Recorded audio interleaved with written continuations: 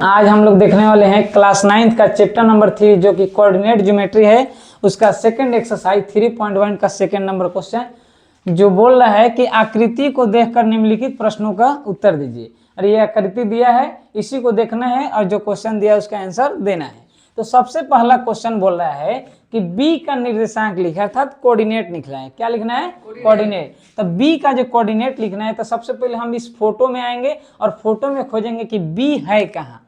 तो बी कहाँ पर दिखाई? यहाँ पर दिखाई दे रहा है और बी यहाँ पर दिखाई दे रहा है। तो पहले बताए हैं कि एक्स अक्ष वाला को लिखेंगे और उसके बाद वाई अक्ष वाला को। तो बताओ बी एक्स अक्ष पर कितना है? -5। तो -5 और वाई अक्ष पर कितना है? 2। तो -5, 2 अर्थात बी का जो कोऑर्डिनेट होगा कितना होगा? -5, 2। दिक्कत नहीं होगा।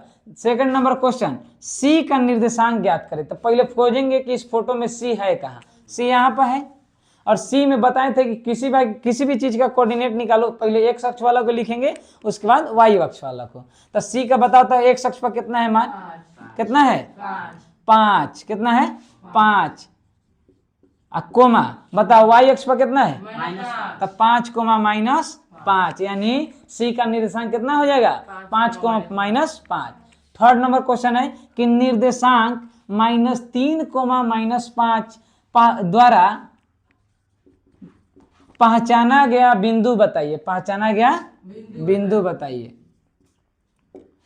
तो -3, -5 द्वारा जो पहचाना गया बिंदु है, पहले इस फोटो में आएंगे। -3 एक्स को रिप्रेजेंट करेगा और -5 वाई को रिप्रेजेंट करेगा। तो बताओ -3 और -5 किस पॉइंट पर कट रहा है?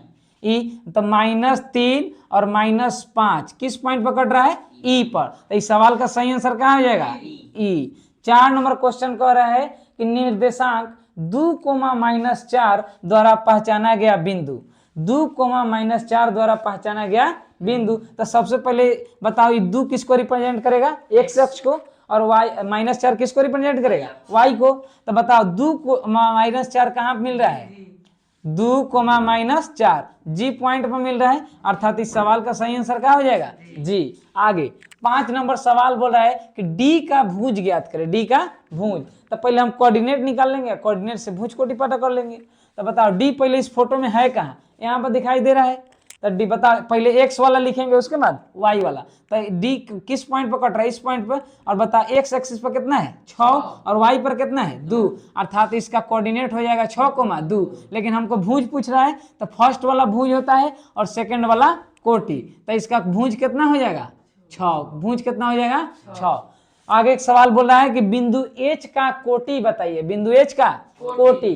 तो बताओ बिंदु एच पहले खोजेंगे, इस फोटो में है कहाँ? एच कहाँ पे है? यहाँ पे है। और बताओ एच किस पॉइंट पर इंटरसेक्ट कर रहा है? -5 और -3। -5 और -3। तो बताइए इसका कोऑर्डिनेट क्या हो जाएगा? -5, -3। लेकिन हम लोग से सवाल में पूछ क्या रहा है? कोटि। तो बताए हैं फर्स्ट वाला भुज और सेकंड वाला कोटि। तो कोटि की बात करेंगे तो कोटि कितना हो जाएगा? -3। दिक्कत नहीं। 7 नंबर सवाल है कि एल का निर्देशांक बताइए, अर्थात कोऑर्डिनेट बताइए। एल का निर्देशांक बताइए। एल का निर्देशांक मतलब क्या बताइए? कोऑर्डिनेट। तो फोटो में खोजो तो एल कहाँ है? यहाँ पे दिखाई दे रहा होगा एल। तो बता एल का कोऑर्डिनेट अगर हम पता करेंगे तो एक्स एक्सिस पे केनहू कट रहा है क्या?